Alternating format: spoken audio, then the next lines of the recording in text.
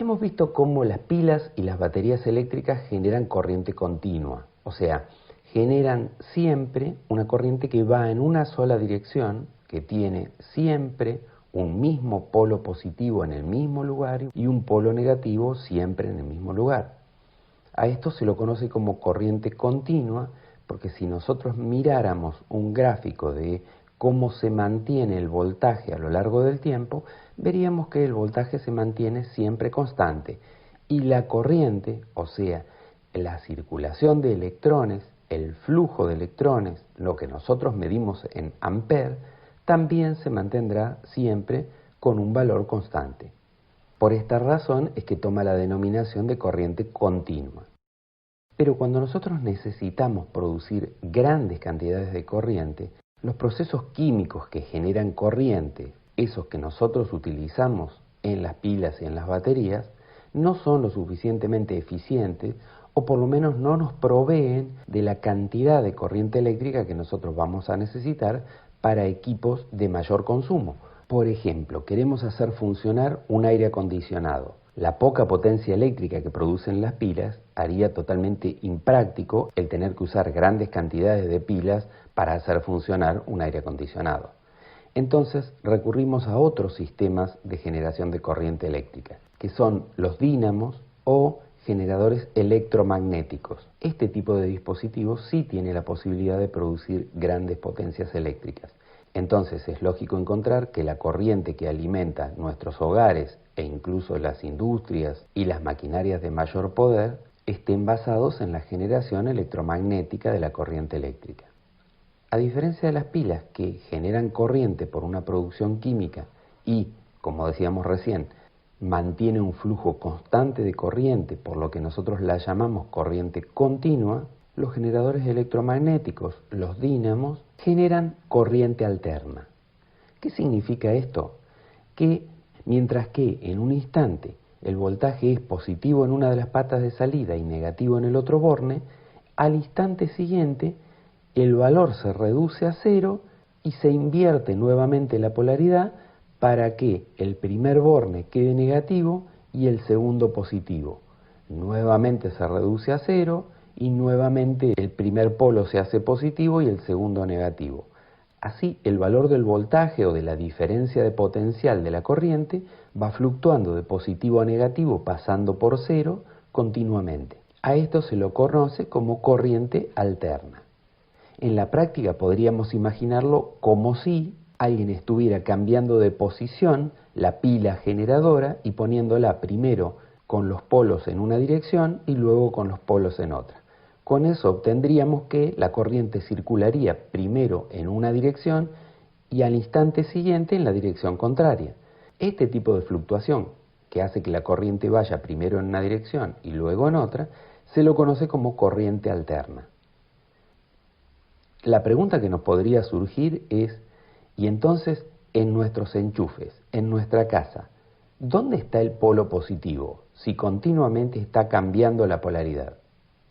La verdad es que no podemos distinguir un polo positivo en las patitas del enchufe, porque ambas patitas alternativamente serán positiva y negativa. Pero nosotros sabemos que uno de esos cables nos patea, nos genera una descarga eléctrica, en cambio el otro es neutro. Bueno, la diferenciación, la forma en que se los denomina, no es positiva y negativa, ya que sabemos que ambos van a ser positivos y negativos a medida que pasa el tiempo, sino que se los denomina vivo y neutro, llamándosele neutro al que no nos produce ninguna descarga eléctrica y vivo al que sí nos genera una descarga. Pero ¿cómo es posible que si ambos polos tienen las mismas características, uno de ellos nos genere una descarga y el otro no? Para eso tenemos que observar cómo llega la corriente desde nuestro proveedor de energía, en nuestro caso la cooperativa de electricidad. Allí, uno de los cables que finalmente llegará a nuestra casa con la diferencia de potencial entre sus puntas, es mandado a tierra. Literalmente se hace una conexión del cable a un pozo muy profundo y se lo hace tomar contacto con la tierra para que si hace falta, la corriente eléctrica circule a través del suelo. Recordemos que el suelo es un material húmedo y con sales, por lo tanto también es conductor de la electricidad. ¿Cuál es la ventaja de hacer esto?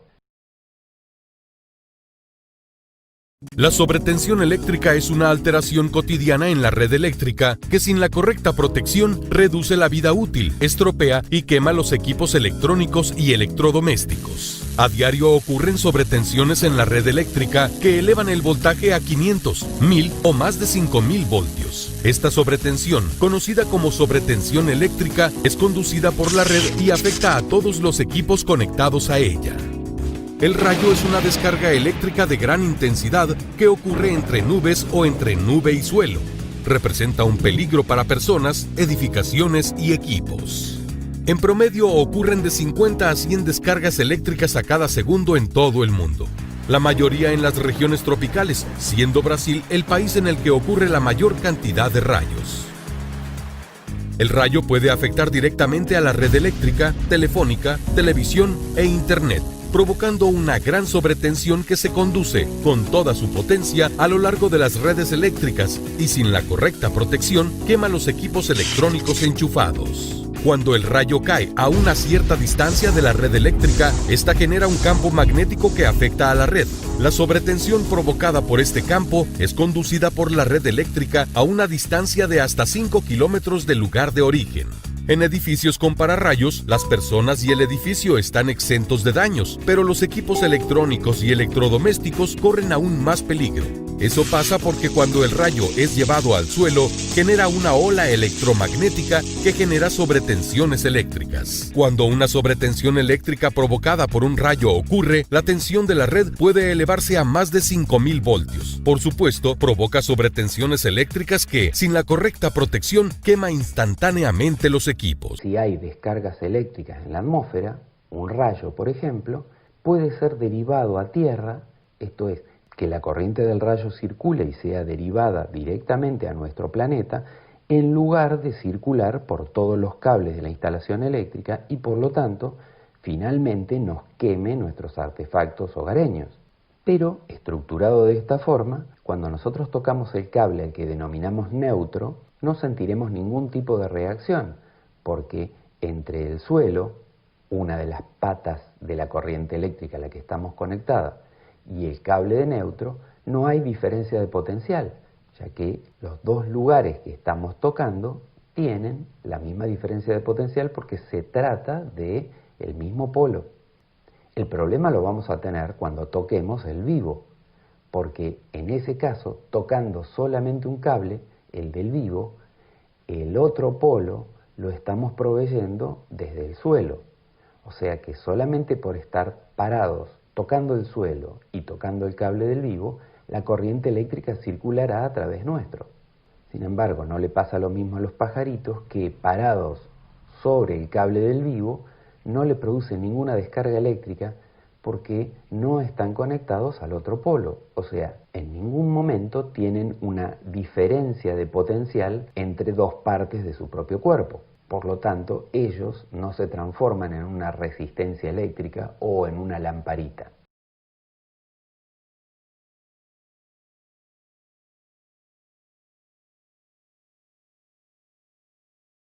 Pero ¿por qué decimos que la corriente eléctrica que llega a nuestra casa tiene 220 voltios si está cambiando continuamente el valor del voltaje?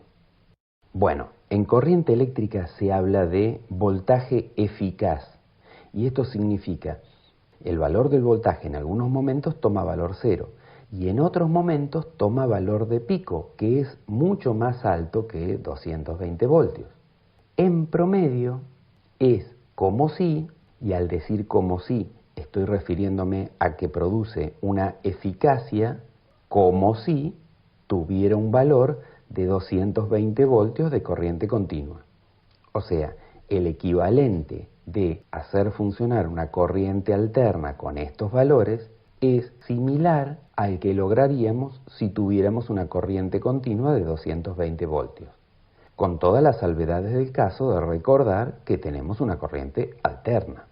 Pero ¿por qué trabajamos con corriente alterna en lugar de trabajar con corriente continua? ¿No es más inconveniente? Muy por el contrario, la corriente alterna tiene algunas ventajas, como por ejemplo, se pueden crear aparatos llamados transformadores que convierten el voltaje de la corriente alterna al valor que nosotros necesitamos. Y esta es una gran ventaja, porque si nosotros tenemos valores de voltaje muy alto, el amperaje va a ser pequeño para producir la misma potencia. Recordemos que la potencia es voltaje por intensidad. Si nosotros aumentamos el voltaje, reducimos la intensidad. Entonces, si bien en nuestra casa necesitamos voltajes pequeños para que, llegado al caso, si sufrimos descargas eléctricas no sean fatales, utilizamos 220 voltios como voltaje en nuestro hogar y en algunos otros países usan 110 voltios, en el manejo de las redes a larga distancia, o sea, los cables que van al costado de la ruta, los que trasladan la corriente eléctrica desde las usinas generadoras hasta nuestro hogar, no llevan 220 voltios porque esto implicaría tener cables muy gruesos porque el amperaje que tendría que circular, la intensidad de la corriente que tendría que circular sería muy grande.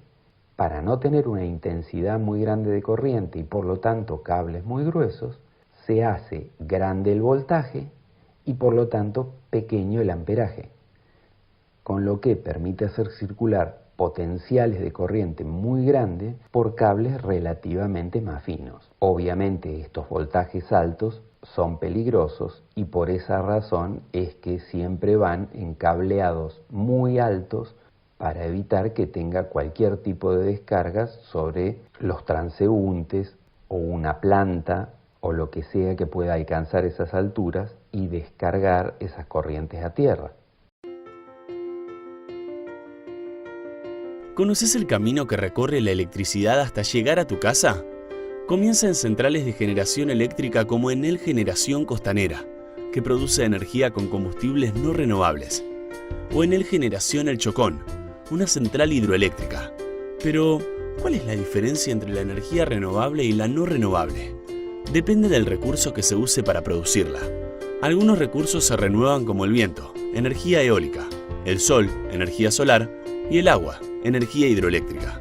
Los recursos no renovables no se pueden reutilizar y existen en cantidades limitadas como el gas, el petróleo y el carbón. La energía producida en la central pasa por un transformador para aumentar el voltaje. La energía en alta tensión facilitará el transporte por largas distancias. La corriente ahora viajará por líneas de transmisión de alto voltaje a lo largo del país. Cuando la energía llega a tu pueblo o ciudad, en las subestaciones transformadoras se disminuye el alto voltaje para viajar por el circuito de voltaje medio. Así, la energía se transporta por tu ciudad y tu barrio a través de cables elevados en el aire o cables subterráneos. Una vez que llega cerca de tu casa, el voltaje es reducido en los centros de transformación nuevamente, de media a baja tensión, para llegar así a tu domicilio. En tu casa hay un medidor que cuenta el volumen de uso de electricidad que hace tu familia o edificio. Así, la energía eléctrica se genera y luego de un largo camino llega a tu casa para que puedas disfrutar de todos sus beneficios. ¿Qué es mejor? ¿120 voltios o 230 voltios? Y esta pregunta surge porque, como muchos se habrán dado cuenta, no en todos los países se maneja el mismo nivel de voltaje que llega a sus casas. Por ejemplo, yo les voy a mostrar un mapa para que ustedes vean cómo está distribuido el nivel de voltaje por país. En Centroamérica y Norteamérica, el nivel de voltaje es de 127 voltios, de 100 a 127 voltios y 60 Hz. Pero cuando pasamos a Sudamérica, aquí sí hay una gran diferencia. Por ejemplo, tenemos que Brasil maneja dos niveles de voltaje, dependiendo de la región, pero en su mayoría trabaja con de 100 a 127 voltios, 60 Hz. Venezuela también trabaja con el mismo rango, 127 voltios, 60 Hz, Colombia también y Ecuador también. Pero los demás países de Sudamérica trabajan con de 220 a 240 voltios. Y lo mismo Europa. Casi toda Europa trabaja con de 220 a 240 voltios y 50 Hz. En Japón el voltaje es de 100 a 127 voltios. Y aquí también les voy a mostrar un mapa para que ustedes vean los tipos de conectores que se utiliza por país. Como pueden ver, hay una gran variedad de conectores. Básicamente, los conectores que tienen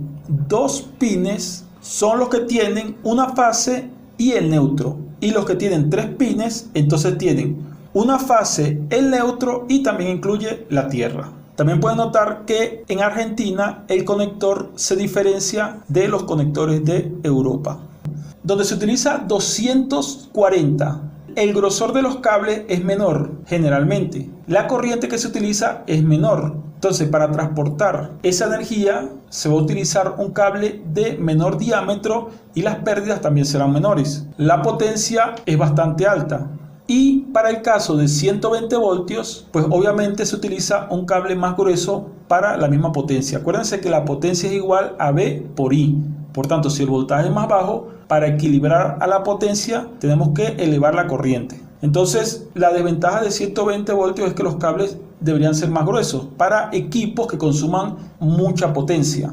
O si vamos a trasladar esta energía por distancias largas, entonces el cable también será más grueso y por tanto el costo es mayor.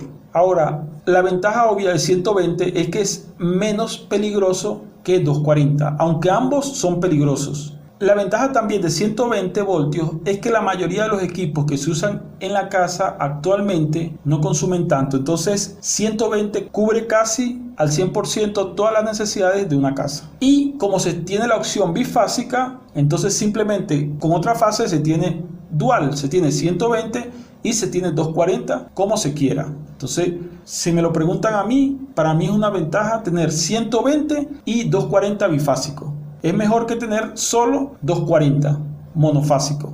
Claro, obviamente, si usted quiere tener bifásico en 240, pues será 400 voltios, cosa que casi no se utiliza solo a nivel industrial. ¿Para qué sirve el cable de tierra? Esta pregunta la siguen haciendo por los comentarios. Mucha gente todavía no ha entendido la razón del cable de tierra. Básicamente, el cable de tierra sirve para protegernos a nosotros de una descarga eléctrica en algún equipo, como por ejemplo una lavadora, una computadora o cualquier equipo que tenga lata o metal en su parte externa. Básicamente para eso es. Un mismo ventilador. Un ventilador que tiene una tapa metálica que está en contacto con el chasis del motor del ventilador, si hace un contacto el cable de línea con ese chasis, entonces si usted lo toca no le va a dar una descarga eléctrica si tiene conectado la tierra. Todo equipo que tenga una cubierta de metal debe tener cable de tierra, debe tener su conector de tierra para protegernos. Esa es la razón. El cable de tierra se puede conectar con el cable de neutro, ya que ambos voltajes son cero. La respuesta es no, porque los dos cumplen funciones diferentes. El cable de neutro es el retorno del voltaje que va por la línea. Es la forma como retornamos el sobrante de esa corriente. En cambio, el cable de tierra es para protegernos, como se los dije anteriormente, de un mal contacto en el chasis o en la cobertura de los equipos electrodomésticos. Entonces, si nosotros unimos el neutro con la tierra, de nada nos va a servir la tierra porque no nos va a proteger, porque por el neutro también circula corriente y por la tierra no debería circular nada de corriente. Pero como ya dijimos, esta corriente alterna nos va a permitir trabajar con otro tipo de equipos, por ejemplo, los transformadores y también las bobinas y los capacitores. Por eso es que ahora nos dedicaremos a estudiar estos elementos para ver cómo se puede hacer ahora para manipular la corriente.